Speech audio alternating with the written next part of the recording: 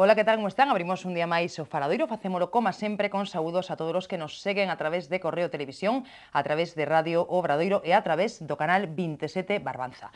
Como vimos facendo estes días, na tertulia de hoxe, imos analizar como se presenta este 2013 no político e no económico en España, despois de 5 anos de crise e o bordo dos 6 millóns de parados. A loita contra o desemprego debe ser o principal reto do país nos próximos anos, así o ven os cidadáns enquisados no último barómetro do Centro de Investigacións Sociolóxicas, que amosa dúas cuestións das que tamén queremos falar no programa de hoxe. Por unha banda, unha gran preocupación pola corrupción e pola fraude, e por outra, o temor de que aumenten as tensións nacionalistas este ano. Son cuestións das que imos falar hoxe cos nosos convidados.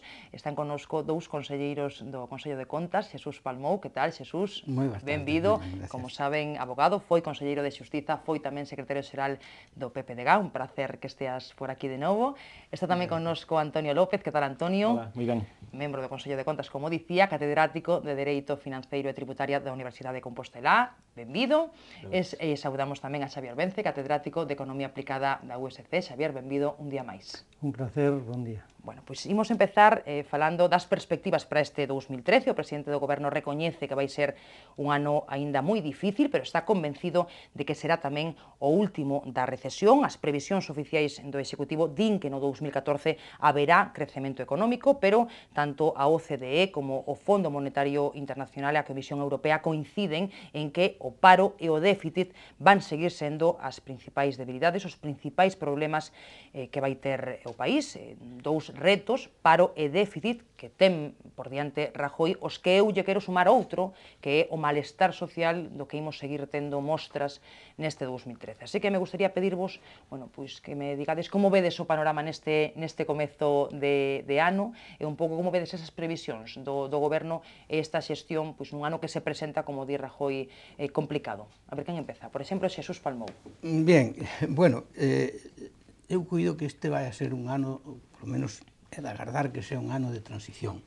Un ano de transición desde unha situación na que temos decrecemento económico, como consecuencia de destrucción de emprego, na que o goberno pois, tivo que facer frente, e terá que seguir facendo frente, pero tivo que facer frente especialmente a un déficit moi alto, como consecuencia, pois, lógicamente, hai que disminuir os gastos e tratar de aumentar os ingresos. Eso, pois, bueno, tuvo influencia na actividade económica, que retroduxo a actividade económica. A partir deste ano, repito, si efectivamente se produce esa transición, pues parece que o ano próximo pues debería ser un ano onde xa tuéramos un crecemento económico, ainda que sea liviano, e a partir do crecemento económico chegará a creación de emprego. Mentras non teñamos un crecemento económico por enriba dun 1%, pois é difícil que a situación do desemprego mellore, que é o problema máis grave que temos en este inter. Xavier, a túa visión? Bueno, eu creo que non teño claro que seña un ano de transición. Eu creo que seguramente é un ano de empeoramento das circunstancias á vista do tipo de políticas que continuamos tendo, tanto a nivel europeo como a nivel español e a nivel galego, non? Entón, nese sentido, na medida en que o panorama do crecemento económico xeral, tanto a nivel global como a nivel europeo, pinta mal, porque se anuncia, digamos, unha recesión no ano 2013, posiblemente na maior parte da Unión Europea, con un risco mesmo de que as cousas empeoren como consecuencia das dificultades tamén da economía americana, e continuando con un tipo de políticas que son de recortes e de, por lo tanto, políticas que contribúen á recesión, tanto a nivel español como aquí, o que cabe esperar, desde o meu punto de vista, é un empeoramento tanto dos datos de crecimento económico como de non creación de emprego e, polo tanto, de aumento do paro, non? Nese sentido, eu creo que é digamos, un paso máis cara abaixo, non de transición, non é que que chegáramos ao fondo e que con iso estemos creando as condicións para sair. Eu creo que estas políticas non crean as condicións para sair. Eu creo que mentre non haxa un cambio de rumo importante nas políticas europeas e nas políticas, polo tanto, tamén a nivel estatal e galego, é difícil que se endereite a situación. Eu creo que con políticas de austeridade, cunha política orientada fundamentalmente a destinar recursos públicos a sanear o sistema financiero, pero un sistema financiero que non concede crédito á economía productiva e ás familias, pois realmente non crea un escenario de saída da crise. Non? Polo tanto, eu creo que os problemas que temos de cara ao futuro, moitos deles non están nin na axenda da política, o único que está na xenda da política a nivel español e galego é os recortes, os axustes, a austeridade, e ese tipo de foco deixa fora da atención cuestións que son claves para realmente empezar a crecer, que é ver que sectores poden ser realmente sectores de creación de actividade de emprego de futuro e, por outro lado, que sistema financiero imos ter de verdade para acompañar o investimento e o crédito a esa economía productiva. Na medida en que estamos entrampados con un sistema financiero absolutamente destartalado, no cual estamos metendo recursos que van a ter un destino que non vai a ser o de reforzar a capacidade de crédito para o país, eu creo que vamos, digamos, nunha dirección que continúa sendo unha dirección destructiva. Non, eu, nese sentido, xa me gustaría que fora de transición, porque eso sería ver que efectivamente as políticas van ben orientadas. Eu creo que non é de transición porque as políticas van moi mal orientadas. Bueno, pois moi distinto diagnóstico que fan Xesús e Xavier. A ver o de Antonio.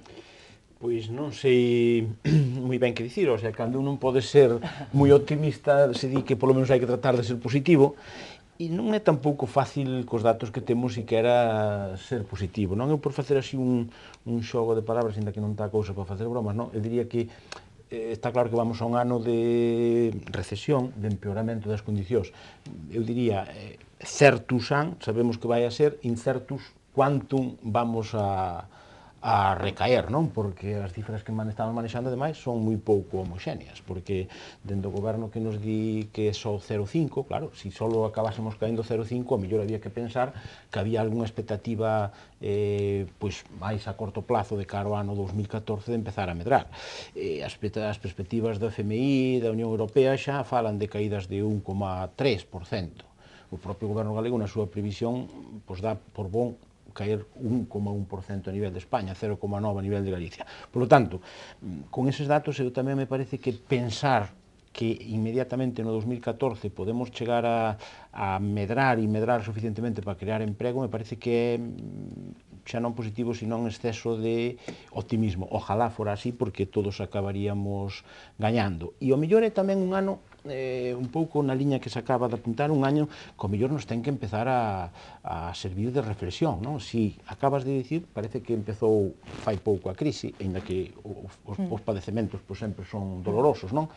Pero xa levamos 4 ou 5 anos no que se puxeron en marcha, digámoslo así, dous tipos de políticas, unha fase inicial onde se apostou un pouco por inxetar máis gasto público, que inmediatamente que impactou nas contas públicas se desconectou, e agora mesmo levamos pois 3 anos de búsqueda de consolidación fiscal, pero temos que empezar a pensar que se non xenera ningunha expectativa a medio prazo, pois é difícil seguir mantendo estas políticas.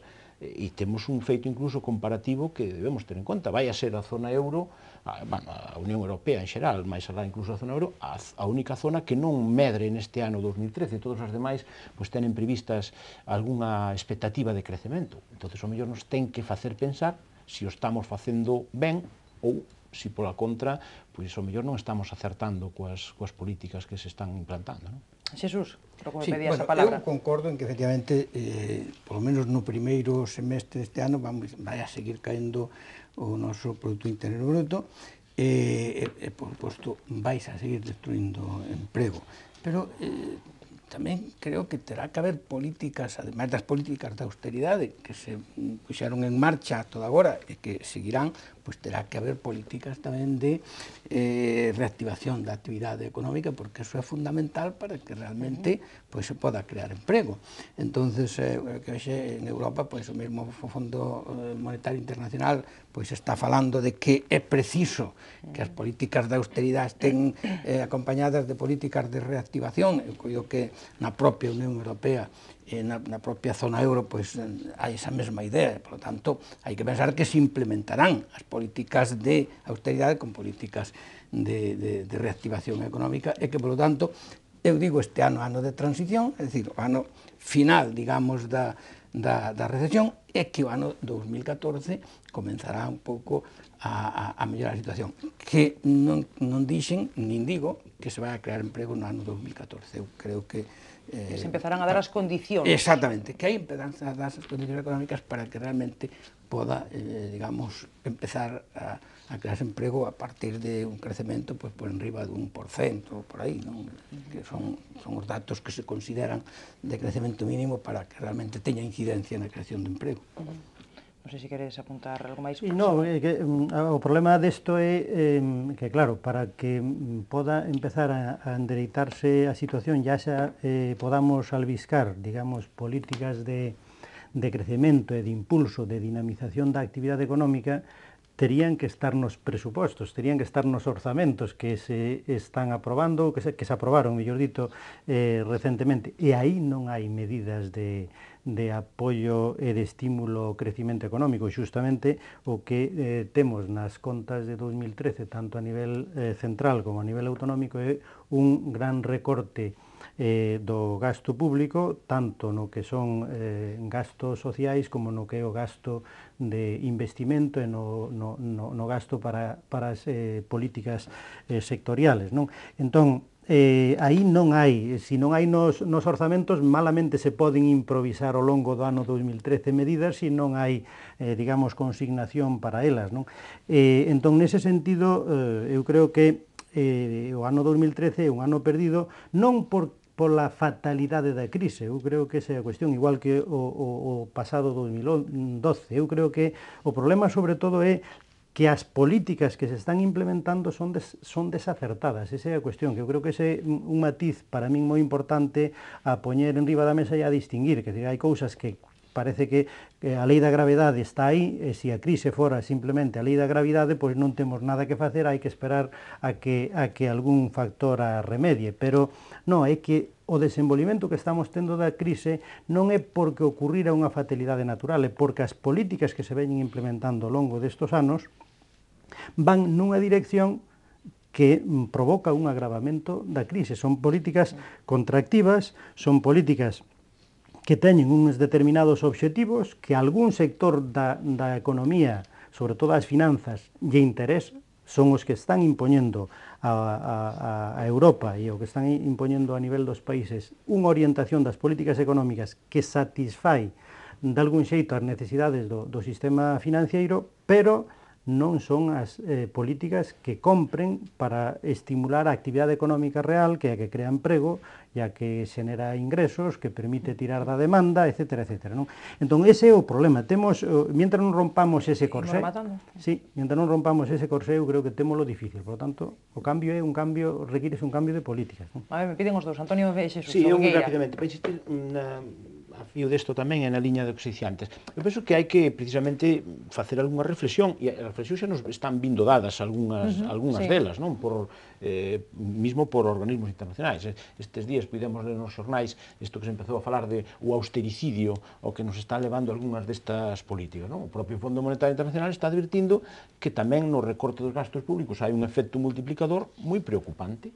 E iso estámoslo apreciando aquí, é dicir, estamos recortando gasto, estamos recortando, quitándolle alas á demanda interna e un pouco a evolución que estamos tendo aquí na nosa economía, o único elemento un pouco positivo que estamos tendo é a demanda externa, porque a demanda interna se está comportando moi mal. Entonces, aínda que houbo políticas de subidas de impostos, non teñen un efecto importante nos ingresos porque cae a demanda e a partir de aí pues, cae a imposición sobre o consumo e tampouco hai grandes beneficios para someter a tributación. Por lo tanto, eu penso que hai que empezar a pensar nesta liña. Non sei se esta austeridade marcada dende a Unión Europea pois nos está levando por bon camiño e debemos pensar que nos están seguramente marcando unha política que se está aplicando igual pois, a países do arco mediterráneo donde a realidade é moi distinta á de Alemania, por exemplo. É dicir, a Alemania, Austria, Holanda tenen un nivel de desemprego do 5%, claro. Pensar que ao mellor país hai un problema onde a cuestión fundamental é axustar se tenen algún desfase nas contas públicas. Outros necesitamos medrar necesariamente, porque, desde logo, un nivel de desemprego do 25%, eso non é sostenible, absolutamente insostenible. Entón, algo deso haberá que empezar a pensar, e que nos están poñendo outros indicadores, é dicir, poñéndonos nunha porcentaxe de xente por debaixo do nivel de pobreza, pois que nos está reconducindo unhas situacións que nos comparan con Bulgaria. É dicir, eu penso que nos vai obrigar a pensar se estamos no bo camiño. Xa se está falando que mellor hai que pois afloxar un pouco nese obxectivos de déficit e pensalos máis a longo prazo, desacralizar un pouco ese o 3% de límite de déficit que temos aí, que non é máis que unha convención entre todos. O que pasa é que, claro, eso hai que convencer a 17 para cambiar eso, non? Están as cousas como para iso. Efectivamente. A ver, Xesús. Bueno, eu precisamente iba a falar algo do que xa ten dito, Antonio, é dicir, que realmente faltou solidaridade a nivel europeo para facer frente á situación dos países do sur de Europa. Evidentemente, bueno, na zona euro hai 17 países, cada un ten unha situación distinta, e a min dá a impresión de que, bueno, algúns estuveron máis presentes os seus intereses nacionais que os intereses da comunidade. Eu cuido que eso foi así. Entón, eu entendo de que, bueno, pois, claro, se tes un déficit elevado e como consecuencia a prima de risco se dispara, lógicamente tes un custe de financiamento moi elevado. En ese momento a Unión Europea tiña que haber salido en axuda dos países que se encontraban en situación en concreto de España. E, bueno, o goberno español fixo, creo que algo que tiña que facer, con independencia de que hai outras cousas, outras políticas complementarias que tamén hai que facer. Bueno, tratar de atallar un déficit absolutamente desorbitado, que chegaba casi ao 9%, non? Incluso máis. É unha prima de risco pois que chegou a 600 e pico puntos, Entón, eu cuido que, bueno, pues habrá que este tema abordalo non só con políticas a nivel estatal, sino tamén con políticas a nivel europeo. E pensar nos intereses un pouco na solidaridade de todos os países da Unión e fundamentalmente nos países da zona euro, porque precisamente a integración no euro privou os gobernos nacionais dunha serie de políticas monetarias que podían levar a cabo e que en este intre non poden precisamente por estarmos integrados aí. Parece, por lo tanto, que esas políticas se leven a cabo, políticas monetarias, políticas de crecemento, etc., que se implementen desde a propia Unión Europea. Eu creo que eso, bueno, Sí, con brevidade, sí. Sí, eu creo que nesta liña eu estou totalmente de acordo. Eu creo que a solución á crise está en todos os niveles, no nivel galego, no español e no europeo, sobre todo, porque eu teño claro que o problema máis importante está na orientación das políticas de austeridade que se impoñen a nivel europeo e do manexo que se fai da política monetaria a nivel europeo, que é un corsé para as economías do sur, non?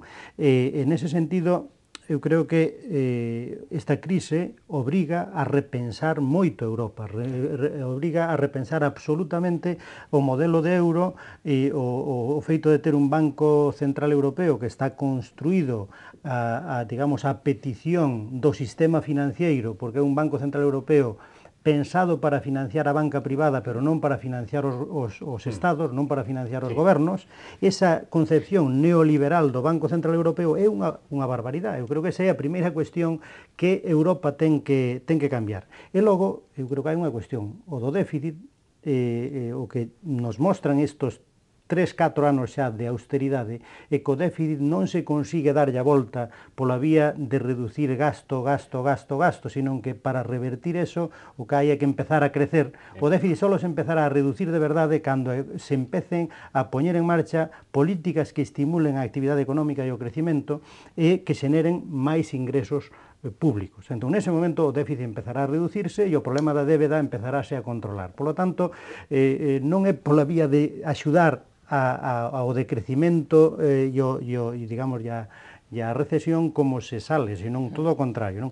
E logo hai que plantexarse un problema, que é que producir e para quen? Porque, claro, se Europa decide que vai por unha liña xeneral de austeridade e non aumenta a súa demanda, quen nos vai a comprar os produtos e os servicios necesarios para que a nosa actividade económica poda aumentar e, polo tanto, poda haber crecimiento? Vai ser China que nos faga, digamos, de bomba de demanda para tirar da nosa economía? Está claro que solo se tira da demanda a nivel europeo pode haber condicións para que poda crecer a economía. E xustamente nesa dirección, e falando de China, eu creo que esta crise tamén obriga a reconsiderar moitas das cousas que se fixeron de forma moi alegre, con esa inspiración de desregulación total, de liberalización total no comercio internacional. Está claro que hai que establecer algún tipo de reglas no comercio internacional que permita máis facilmente equilibrar as contas exteriores dos países, porque non pode ser que un país